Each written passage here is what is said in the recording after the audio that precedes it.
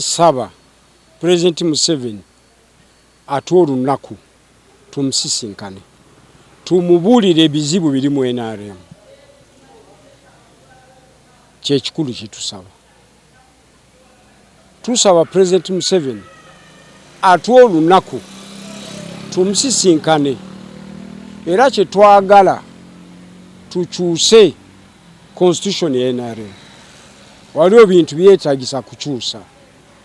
To His Excellency the President, who is our national chairman of NRM, to give us an opportunity to meet him.